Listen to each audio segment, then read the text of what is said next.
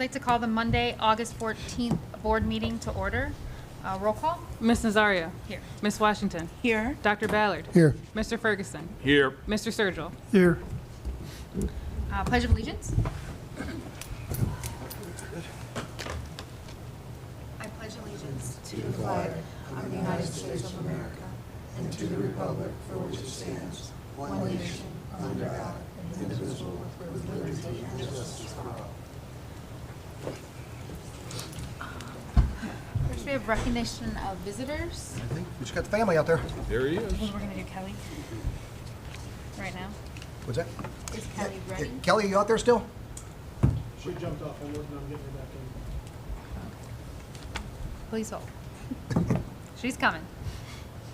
Are we You want to talk for a couple You want seconds? to talk about her? Yeah, that'd be great. Thanks, Rose. Yep. Silly question.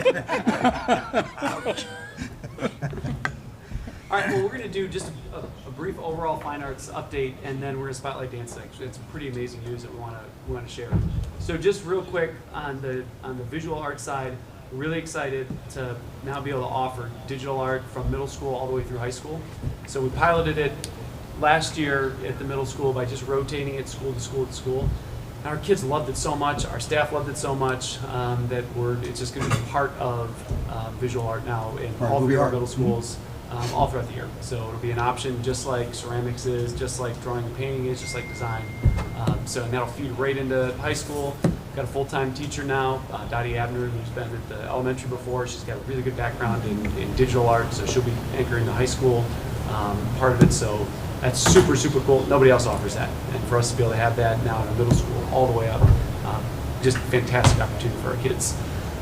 Instrumental music update. We have 15 more kids in marching band now than we had a year ago. We should see a pretty big jump next year because we'll get that middle school pipeline now with our expansion, coming up and through. And that's the biggest our band's been since pre-COVID. So real excited that we've got, increased participation there. Again, we've got 115 kids coming out on their own, 3 weeks before school to commit, all day to bands. Pretty cool. Choir, we're now fully staffed for choir at the middle school, so really excited about that. So we've got a full choir program now, ready to rock and roll at all 3 middle schools this year. So that's pretty cool. And then want to spotlight dance. And so I'm going to invite Kelly Barrick into the conversation here for a minute. Kelly is one of the most, I think, fantastic educators I've ever met. And so this is year 20 for me. Kelly came to us from Akron. She spent the first 25 years of her career building the Akron dance program at Firestone High School. And when she heard about what we were working on and building here, she chose to leave a very secure, stable position in Akron to come here and help build our program. So she not only left that position, but went from high school to elementary school as well. Kelly's our department chair and is just doing an absolutely brilliant job of leading the dance team. So she's going to give an update on just what's happened with dance because you guys took a pretty big leap by supporting a dance program when no other school district in the entire state has a full comprehensive dance program. And the payoff for that's starting to happen already. So she'll give an update on that. We'll talk about some of the payoff and just really excitement we've got. And we'll go from there. Ross, can you hear? Not yet. What's your answer?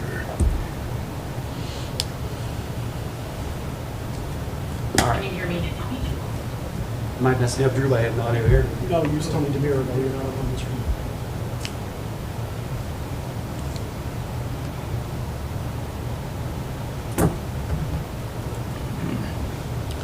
Thank gosh. Got a PowerPoint. All right. Check 1, check 2. Maybe your audio here, Drew. There you go. You're okay. You're okay. Sorry, let me mute mine. We're almost good, Kelly.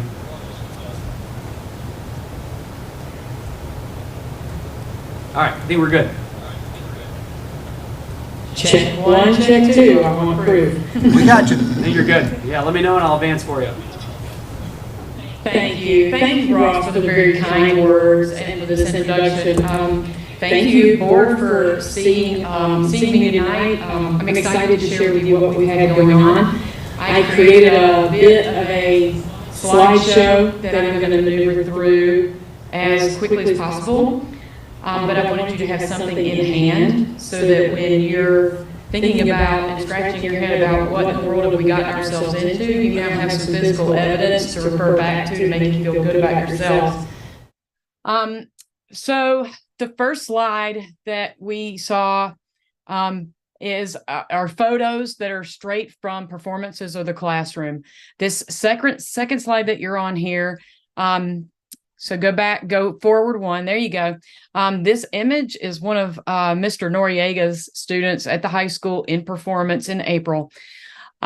We have successfully, all in 1 year, rolled out a complete and comprehensive K through 12 dance program, complete with national and state standards, complete with scope and sequence, complete with lesson planning, unit planning, assessing.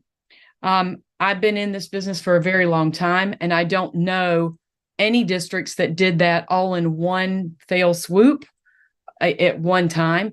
Most of the time, districts choose to start with a high school program and then build up from the bottom, and some choose to begin from the bottom and build up. Where I was in Akron, they began with a middle school and then built upward. So you board and us workers are to be commended for getting all this rolled out. These bullets are basically what our dance curriculum looks like as an overview snapshot. It should not be expected that what we're delivering looks like dance lessons that you would find in the community or in a studio setting. These are experiences that are valuable and important to every child, to the whole child, and they are a vital component of curriculum, particularly for students who are kinesthetic and musical and spatial learners.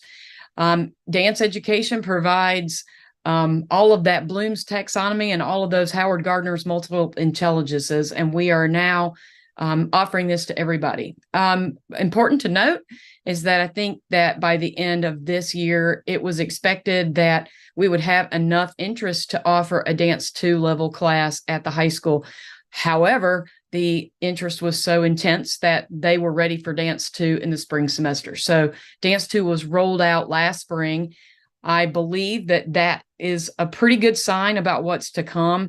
But eventually there will be between 4 and 8 levels of dance, depending on how our population grows into the art form. So it's a lot to expect, but once a student has had a dance experience, they're going to be different the following year. So those high school courses look very different now than they will look in 5 years when the students matriculate from earlier experiences. So Mr. Noriega is going to be adopting and adapting his curriculum on an ongoing basis. Next slide, please. Really optimistic that we'd be able to offer Dance 2 at the high school for this school year, but we had so many students that were interested and so many students that did so well last fall that we actually were able to offer a full section last spring, which was just incredible. Which filled. Which, as from an enrollment standpoint, that course filled. It's not like he taught it to 2 or 3 kids. It was a full class. So I think it's important to note where we are with enrollment, especially at the secondary level. The middle school courses are full. The high school courses are full. I expect that we'll have to add more levels to the high school class.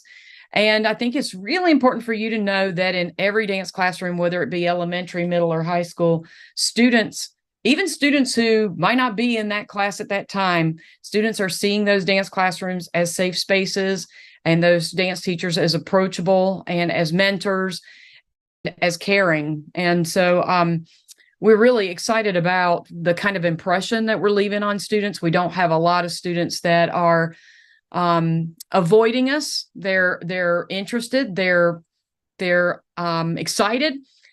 The squirrely, strange 5th grade boys that talk about not wanting to perform showed up and performed like their life depended on it at our year-end performances for parents at the elementary level.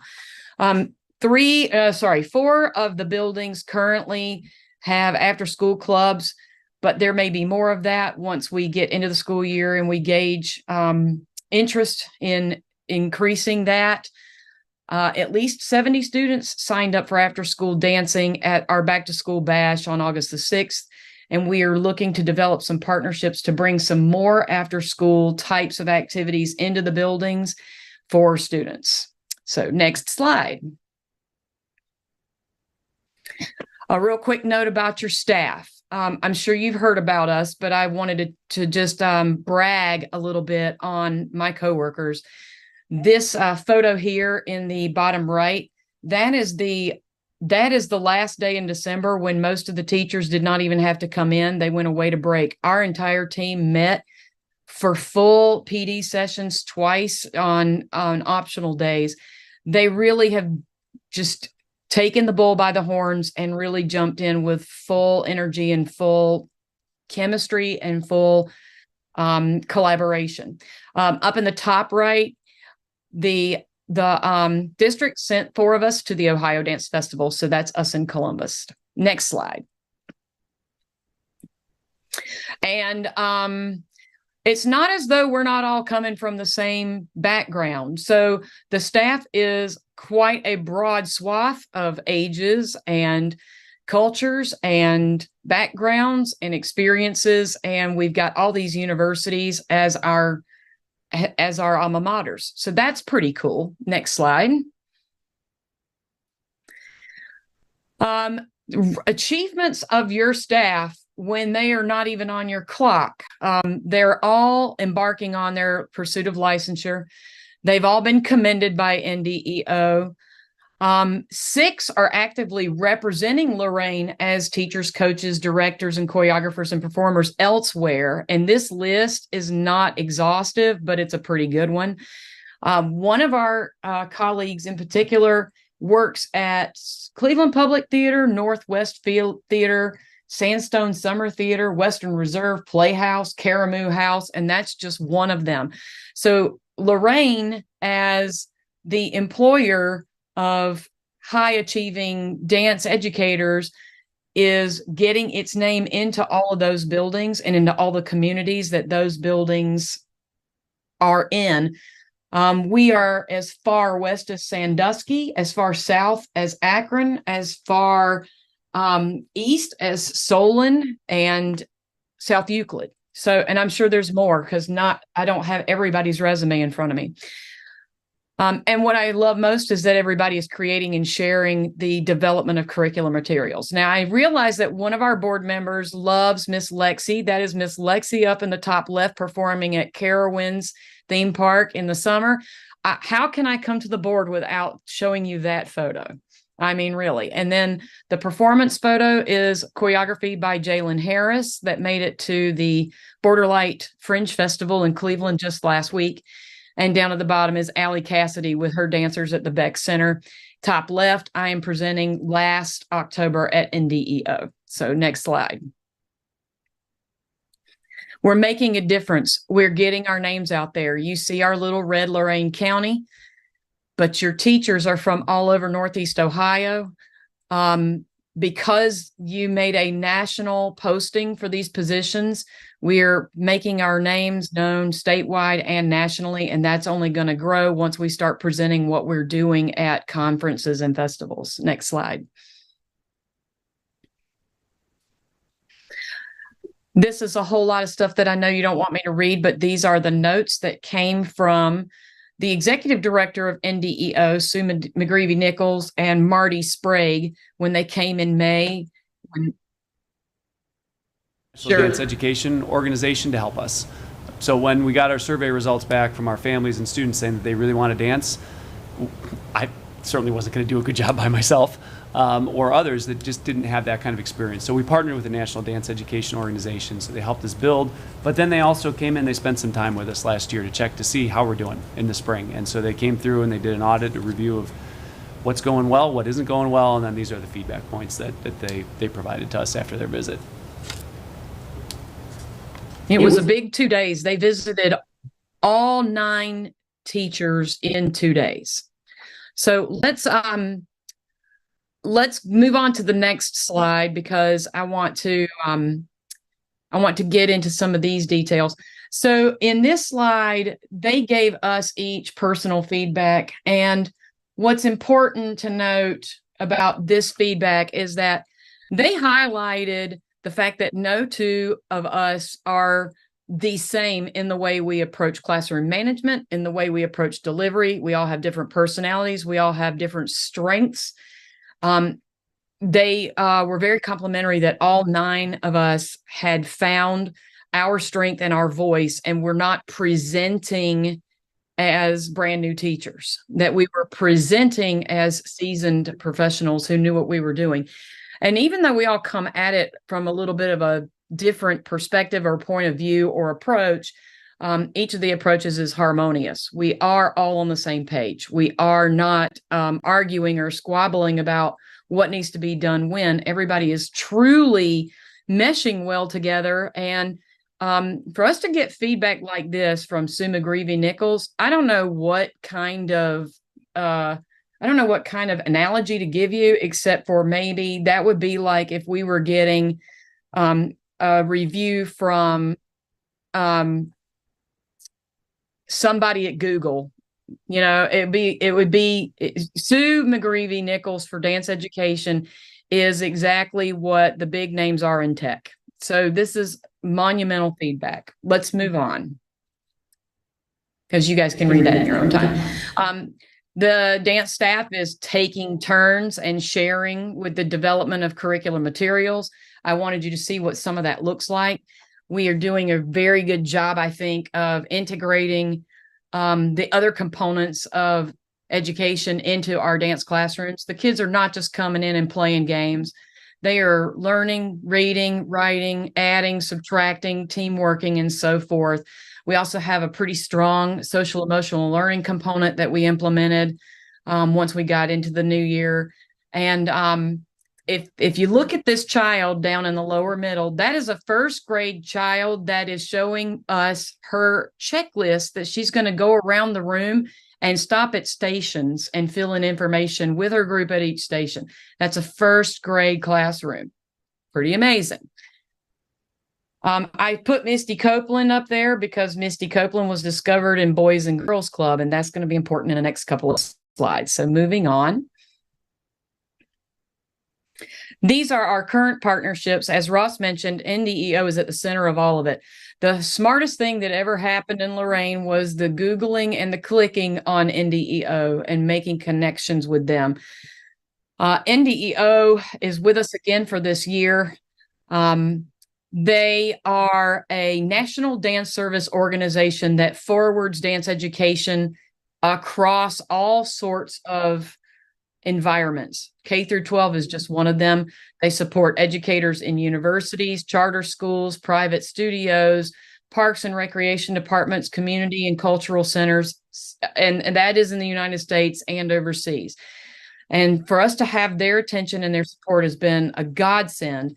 I also know that NDEO is so impressed with where we are at this stance that they want to look to perhaps finding funding through the National Endowment for the Arts to find a researcher to capture our steps so that other districts can follow this model. And if they're able to do that, then we will absolutely be on a national stage, because it's my feeling that post-COVID, school districts are learning that coming back to the arts is going to work better than reducing those to do stronger focuses on test scoring. So we also have partnerships with Ohio Dance, Dance Cleveland. Dance Cleveland is a presenting organization that brings in companies from across the nation.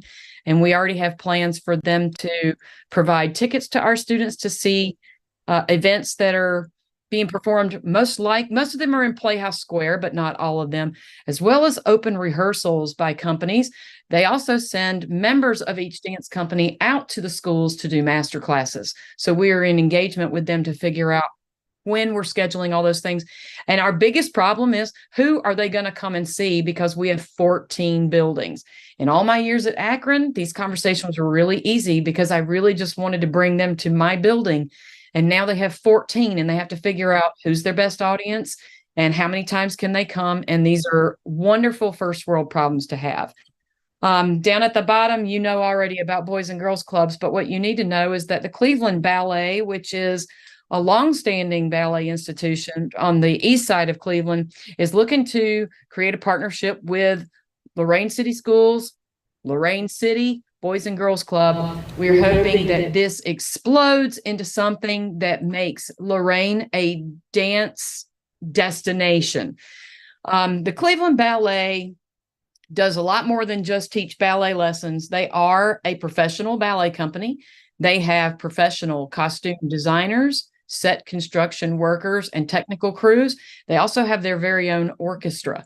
So if they establish in the city of Lorain, as they are planning, if they establish a Cleveland Ballet West with their own facilities and studios, that will in the future lead our students to opportunities to work with the company, to be employed by the company, and to obviously see company performances. But right now, we're going to start off with bringing the Cleveland Ballet company members and outreach coordinators into our own schools during Boys and Girls Club for dance lessons of all sorts of different styles. So that's our very big, exciting announcement that has just come across the table in the last 3 weeks. We just can't wait. And we hop in real quick. We had a meeting Ross, with did you want to add to that? Yeah, we had a meeting with their CEO and vice president last week, and they said they were looking to expand, and they did a study to find where they could best expand to. And when they looked at a number of cities, they zeroed in on us for 2 main reasons. First, that we don't have other dance studios in the city right now, and because we have thousands of kids that get dance instruction every single day. So they're looking to invest in a brick and mortar and to move into the city and to partner with us really, really deeply. So they're looking to partner by being in our schools here in the next month. Very soon, we want to work through a partnership agreement with them the next couple of weeks. And they are ready to start. They have instructors already to go. 5 of them are Spanish speaking. Their artistic director is from Puerto Rico, and she is thrilled to come and work with our families and help really build dance out here. And their longer term goal is everything that Kelly described, that they really see us as an incredible opportunity to be a destination for people that really want to pursue dance at a high level. It's amazing, absolutely amazing. Very, very cool. Yeah. And Kelly, yeah. I'm not sure if you can hear me, but we want to thank you for your leadership. I agree with everything Ross said. You've been absolutely amazing, not only in the classroom, but in developing a K-12 program. So, again, things like this, opportunities with the Cleveland Ballet, again, to Ross's point, they're buying a property on Broadway, and they're going to renovate it into a dance studio. They want to be in Lorain. They want to work with our students and our families. And it's just, I just want to thank you for your leadership, Ross, right back at you. Thank you. You came to me and said, dance, we got to find teachers, and I supported 100%, but I know it was a bumpy road. So, again, just very, very, very exciting. Yeah. So We have a few other. Yeah, I'm going to wrap it up really quick. We have a few other partnerships that are on the table that we're working out. These are all area dance companies, dance organizations, and colleges and universities. Go on to the next slide. The next slide. These are people who have contacted us that are ready for us to get in touch with them about making some things happen. Very exciting stuff. So they're waiting in the wings. We have some work to do. Next slide. You can read this in your own time, but we know that our curriculum is going to be developing slowly over time. Every student who matriculates into a new building, we want them to be ready for that building based on which building they came from, us all being on the same page. But if you can imagine what it's like for Emilio Noriega right now teaching at the high school level, this past year, he had rooms full of students who had never experienced a dance class before. In 10 years, he is going to have a room full of students who have had 10 years of dance exposure. So this is a curriculum that is going to grow and blossom and develop, but it's going to be happening over time, and we're going to follow what the students' needs are. We also have a really big goal that as this program grows and the potential for needed added staff, We really want our staff to be able to secure the licensure and their credentialing, and that we always have a pipeline. And Ohio is home to no less than 15 different university dance programs. So there is an effort going on statewide to solidify what the path to licensure looks like for our future candidates, because things happen and we need to have a bench and we need to have substitutes, and eventually we will need to have the next generation. So it's all been very, very exciting. This is next slide. The NDEO board of directors met and asked Sue McGreevy Nichols what's different in Lorain. And Sue's answer to her was that the stars have aligned. The district is reemerging from state takeover. The community has bought in. There is financial support. There is a network working together between NDEO and NDEO's textbook authors, Ohio Department of Education's licensure departments and fine arts departments, and all of these current candidates in the pool, as well as the generation of candidates for the next generation. It is amazing what you all have facilitated here. I owe you a debt of gratitude for this opportunity. I've never been so pleased with a single year. I mean, this is a single year, and it's amazing to me what's been accomplished. And this is not my first rodeo. So thank you so much for the time and the space and the resources and the support, and for your courageous acts of faith to let us do this. Thank you, Kelly. Yeah, Kelly, again, appreciate it. I appreciate your leadership. Appreciate you spending your Monday night with us and getting people excited about what's coming next. So good things are coming to Lorain. Yes, and as she said, the concerts were amazing in the spring. To see those kids get out there, some of the kids who just can't find their niche, to see them out on the stage and they let them freestyle and do their own dance, and the smiles, and that they had something that was for them that they can continue on every year is amazing. Yep. Yeah, wonderful. Thank you. Excellent. Do you want to do our other? Yep. Right now? Mary? Mary. Be so kind as to give us an update on Campana Park and George Daniels Stadium, and I guess that's it for here. Yeah. Do you have a PowerPoint?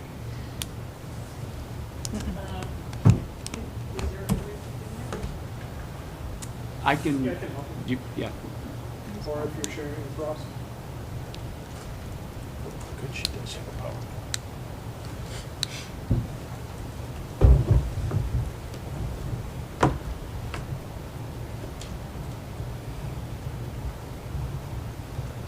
So as everyone knows, we have a partnership with the city where we're putting our baseball and softball fields at Campana Park. We've got certain responsibilities there. The city has responsibilities there, and Mary's going to give us an update on that. The board also approved for some renovations to take place at George Daniel Field, or Stadium rather, for all the sports to take place there, and pretty excited about our progress.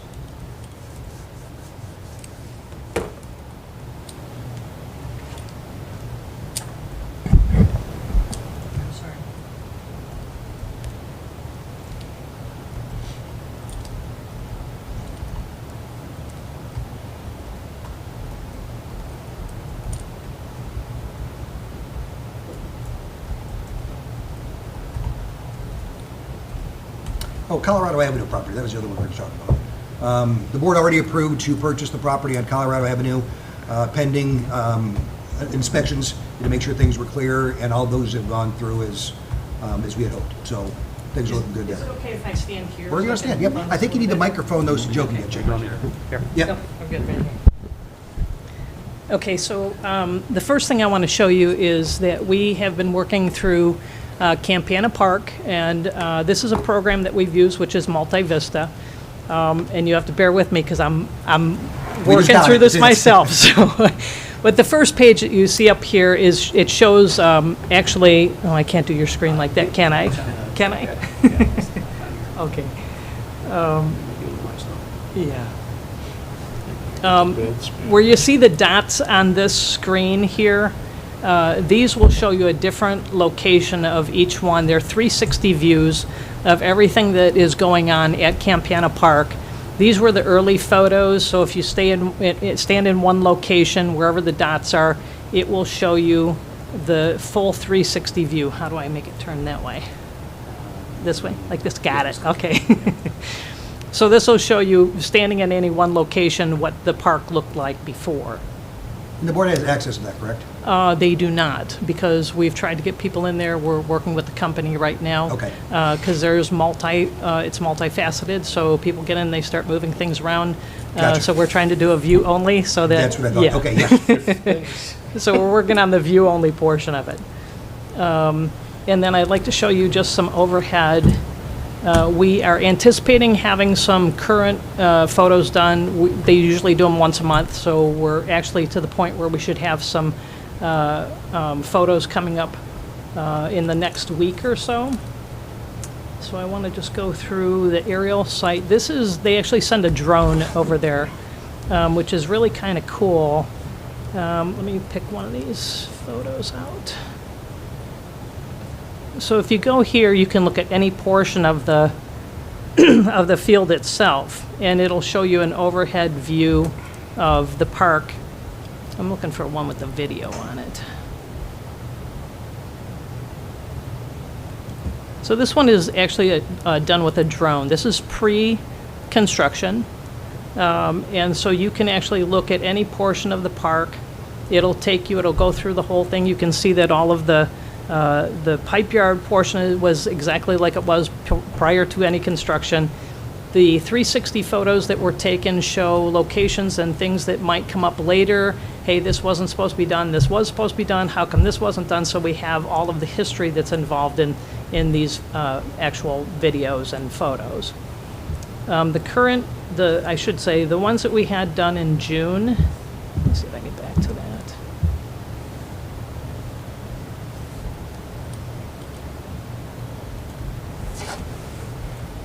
So the more recent ones, this one right here is pretty cool because this is just an aerial view. It's gonna make me crazy. I keep trying to touch the screen. This one is an aerial view. You can see all of the concrete that has been poured. That's where they're gonna have the playground equipment. This is on the city side of the collaboration. And then if I can go down here.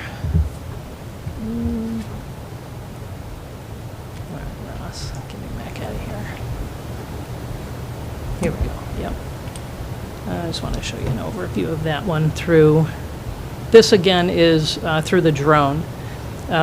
So I can zoom in here, I think. There we go. Whoa. If you see this right up above here in this section, that's where the city's concession stand is.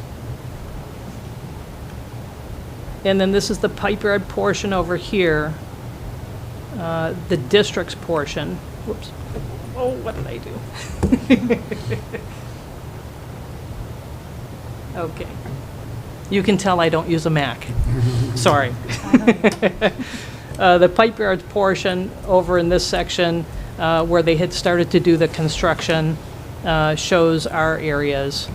And they are currently, the city's concession stand is complete. Ours is probably 3/4 of the way complete. So that's this section back over in here. And you can see where they took out the playground equipment and started to move forward. That's where this portion right here is where the softball field will be. So I anticipate that in the next couple weeks we'll have some more updated photos that I'll be better at this and show you, be able to show you a little bit better. Maybe not on a Mac. And you said the timeline is still, you're looking at middle of October-ish. October, End of November, October. right, Yeah. yeah. So Campana is moving forward very well. We came into a couple snags today. As a matter of fact, we were over there with some things when they were pulling the electric through for our concession stand. So we're working again collaboratively with the city to figure that portion of it out so that it's not an added expense to the district. Thank you. So everything is on time on that. All right. What else? George Daniel Stadium? George Daniel Stadium. In We terms have of, gone, just, if you could just speak to it in terms of phases, and Yes. what the plan is, and stadium use, and so what the board approved was we had a second option that the board approved, which was to update the current field house that we have, taking down a portion of the old field house, the portion that's not up to date, ADA compliant, and to literally rebuild that. Phase one portion is to do the ADA compliance for the stands, to take down the concession stand at the north end of the field, rebuild another one, and then also to just convert the concession stand underneath the bleachers to a storage space, and then also update the restrooms, locker rooms, expand those out so that those are also ADA compliant. The problem that we have right now is the estimate that was done was somewhere around $750,000 to $800,000 to do phase one. We put it out to bid, and we only had one contractor come back with a bid that was way in excess of what our estimates were at that point in time.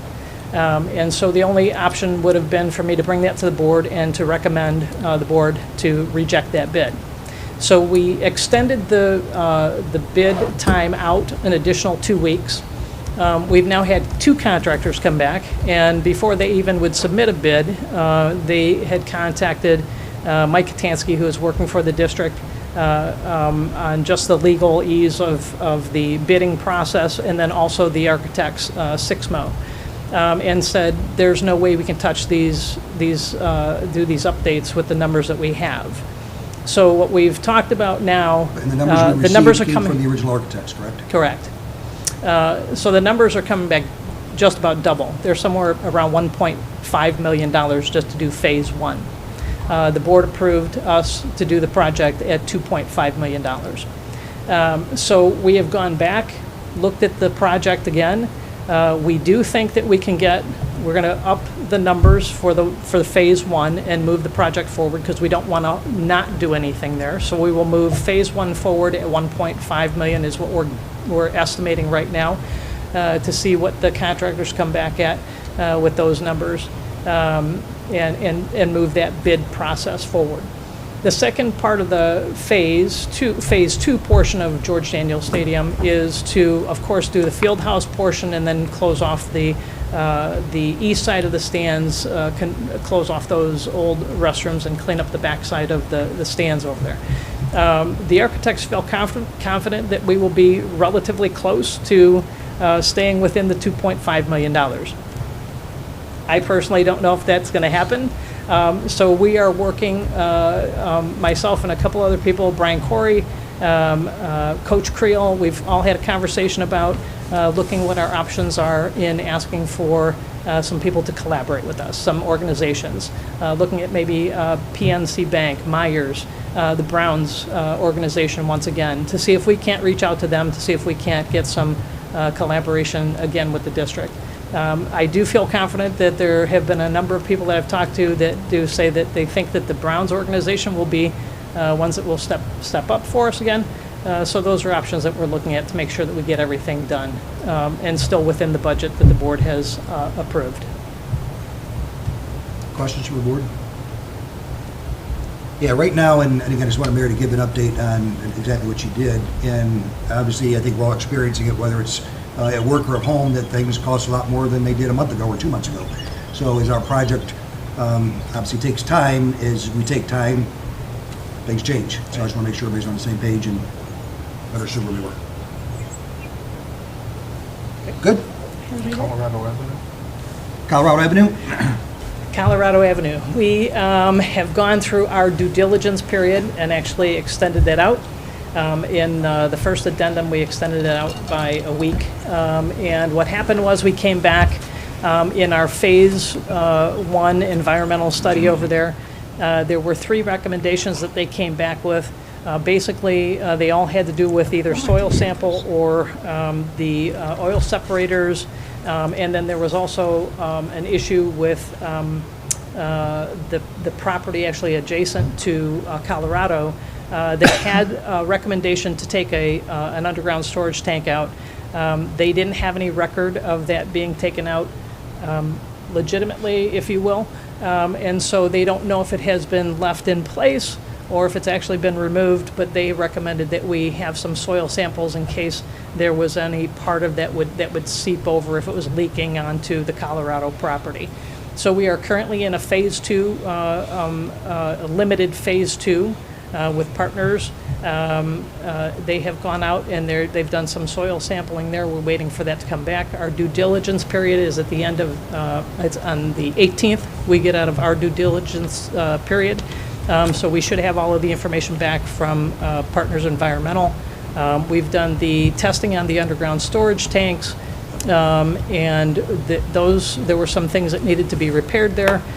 We've been working with Colorado partners in making sure that any of the things that needed to be corrected or fixed was not on us, but was on them. And so we've come up with an agreement that they would cover those costs as well. So we're breaking those out.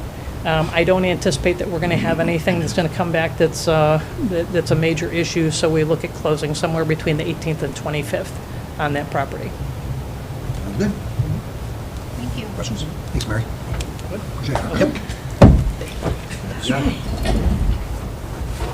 All right, first hearing of the public. No, Bambi. Public. Can we approve the minutes from our special meeting on August 3rd? So move. Support. Roll call? Mr. Ferguson. Yes. Ms. Washington. Yes. Ms. Nazario. Yes. Dr. Ballard. Yes. Mr. Sturgill. Yes. Any old business? None. Reports and recommendations of the treasurer. I have items 8.01 through 8.04 for approval. So moved. Support. Any discussion? Roll call? Ms. Washington. Yes. Mr. Sturgill. Yes. Ms. Nazario. Yes. Dr. Ballard. Yes. Mr. Ferguson. Yes. Reports and recommendation of the superintendent. And I would like the board to consider for approval items 9.01 to 9.15, personnel matters. So moved. Support. Any discussion? Just that it's good to see some of our former students again on this list coming home. Agree. Agreed. Roll call? Dr. Ballard. Yes. Mr. Ferguson. Yes. Ms. Nazario. Yes. Ms. Washington. Yes. Mr. Sturgill. Yes. I'd like the board to consider for approval items 10.01 to 10.41, operation matters. So moved. Support. Any discussion? Roll call? Mr. Sturgill. Yes. Ms. Washington. Yes. Ms. Nazario. Yes. Dr. Ballard. Yes. Mr. Ferguson. Yes. And that's what I have. Thank you. Do we have any new business to share? Courtney, you mind if I? Yeah, go right ahead. It's kind of a unique meeting for me, but as my tenure as an ADC member comes to its conclusion and the summer winds down, I thought now would be the perfect time for me to say a few final words as a commissioner. I honestly didn't know if this day would ever come, as over the past decade, and specifically the last 6 years, it's been a long road in the fight to returning local control that involved the sacrifices of so many. I must say that it was an honor to be chosen by the board to serve as the Academic Distress Commission member, even though at times it was a stressful endeavor. It truly became an important part of my life. From the beginning, my philosophy was to use a common sense approach and always do the right thing for the community of Lorain. Even when I was fielding phone calls and messages on vacations at Independence Hall, on the deck of the USS Midway, attending Pirates games or weekend getaways that became political exercises, I continued to never give up hope this day would become a reality. Thankfully, my wife Jenny was always supportive and incredibly understanding no matter what the circumstances. Even when times were difficult and the thought of maybe stepping away from this position entered my mind, she would ask me, could I really trust someone else to do what is right for Lorain City Schools? And the answer was always no. Numerous people in the political world were very helpful, including former Mayor Chase Rittenauer, current Mayor Jack Bradley, Representative Joe Miller, Teresa Feder, and of course, Senator Nathan Manning, who would help push this across the finish line. Members of this Board of Education were instrumental in this fight with Jay Ferguson and Bill Sturgill, and community activists turned board members, Barbie Washington and Courtney Nazario, who initially became involved with it, with the old It Takes a Village back in the day. Also, a tip of the hat to board member Mark Ballard, who was instrumental in this whole process. It was an honor strategizing with Mark during the critical times of this battle. Also, former members of this board, Tony DeMacchia and Tim Williams, were key during my time. And I remember Tim told me when I first accepted this position, "You will never just be a teacher after this." How true that statement was. I also would be remiss if I didn't thank other ADC members, Patty O'Brien, Michelle Solis, the late great Chief Sal Rivera, and the chairperson, Randall Sampson, for their efforts, and especially my trusted colleague during the tough times, Diane Conneberg-Xander, as she worked side by side with me and was a great asset to the cause, as well as interim CEO Greg Ring, who came out of retirement and stepped in at a critical time to lead the district until we were able to make the transition to our current leadership team, led by Dr. Jeff Graham. I also want to thank all the teachers and staff for their support during a very tumultuous time in Lorain City Schools history, and I'm extremely thankful for all of you, as our Lorain grit was truly evident in this fight, especially when we go down to Columbus. With local control returning, the work of the district will continue to evolve under the leadership of Superintendent Dr. Jeff Graham and his administrative team, as we look to help continue to create a foundation for the success of Lorain City Schools and all its students. Creating a productive learning atmosphere for the teachers, administration, staff, and the Lorain community is paramount in continuing this improvement, and I'm confident that this group is up to the challenges that lay ahead. With that, I will be here to help facilitate this progress as an educator in Lorain City Schools from my leadership roles as the Social Studies Department Chairperson, Adjunct Professor through Lorain County Community College, and LEA Executive Community Member. The dedication that I have for Lorain City Schools will continue for the remainder of my career and beyond. The inside joke between Michael Scott and myself of using the bat signal hopefully now can be officially retired, but keep it just in case. It has been my honor to serve this community in this capacity and work with the Board of Education and Dr. Jeff Graham, and I am truly proud to be part of the group who helped create change in Ohio and brought local control back to Lorain City Schools. Thank you all.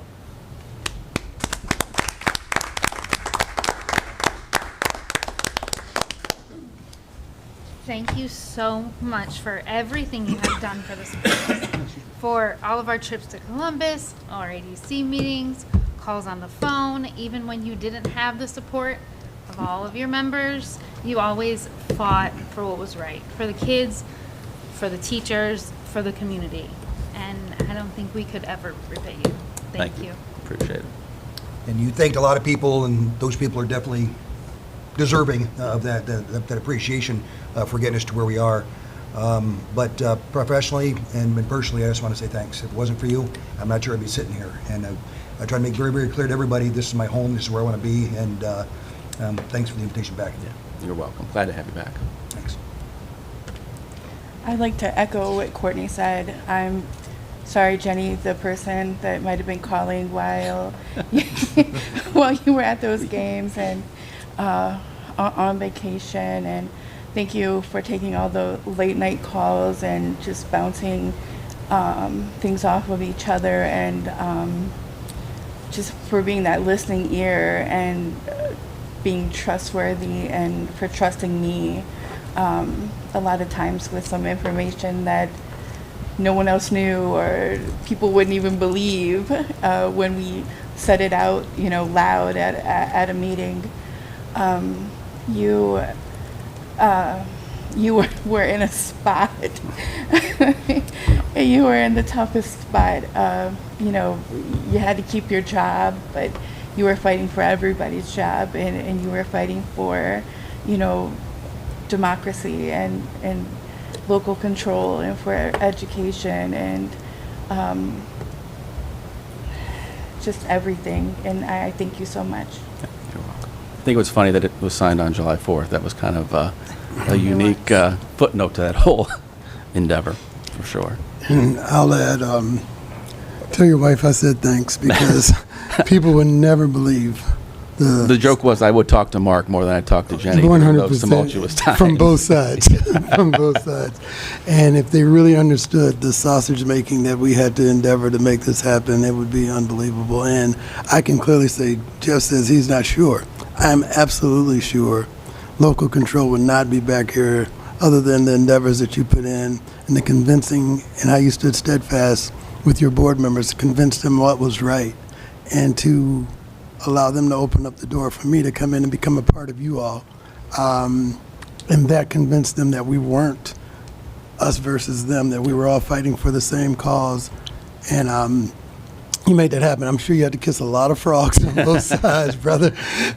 There were a lot of calls with people trying to orchestrate things, that's for sure. Absolutely, and 100% I know it was a hard no in the beginning, and as you massaged and really made that thing happen to get us to a trusting place of each other is when we started to make that turn. And for that, man, we owe you a debt of gratitude. Thank you. Mark. I appreciate it. Yes, sir. Thank you.